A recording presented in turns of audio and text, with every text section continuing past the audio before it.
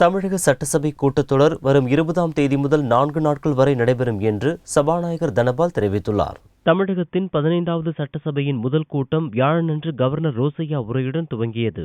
இந்த உரையைத் தொடர்ந்து சட்டசபை அலுவல் தொடர்பான கூட்டம் நடந்தது. கூட்டத்திற்கு பின்னர் செய்தியாளர்களிடம் பேசிய சபாநாயகர் தனபால், வெள்ளியன்று சட்டசபை கூட்டத்தின் போது மறைந்த அதிமுக எம்எல்ஏ ஸ்ரீனிவேலுக்கு இரங்கல் தீர்மானம் நிறைவேற்றப்படும் என்றும் அதன் பிறகு கூட்டம் ஒத்திவைக்கப்படும் என்றும் கூறினார். மீண்டும் ஜூன் 20ஆம் தேதி முதல் ஜூன் 23ஆம் தேதி வரையில் 4 நாட்கள் சட்டசபை கூட்டத்தொடர் நடைபெறும் என்றும் அவர் குறிப்பிட்டார்.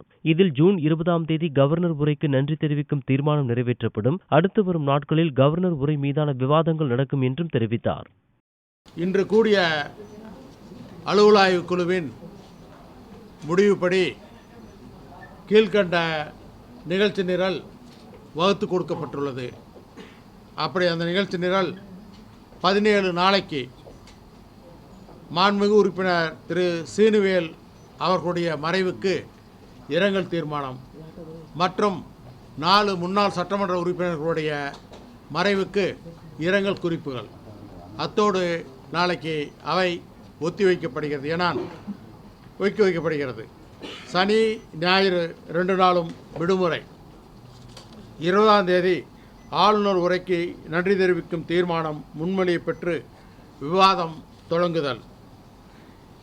21 ஆளுநர் உரைக்கு நன்றி தெரிவிக்கும் தீர்மானத்தின் மீது விவாதம் தொடர்ச்சி. 22 அதே மாதிரி தீர்மானத்தின் மீது விவாதம் தொடர்ச்சி. அன்றைக்கு கட்சி தலைவர்களும் எதிர்க்கட்சி தலைவரும் பேசி முடிவு செய்வார்கள், பேசி முடித்து விடுவார்கள். அடுத்த நாள் 23 அன்றைக்கு ஆளுநர் உரைக்கு நன்றி தெரிவிக்கும் தீர்மானத்தின் மீதான விவாதத்திற்கு மாண்புமிகு முதலமைச்சர் அம்மா அவர்கள் பதிலுரை வழங்குவார்கள்.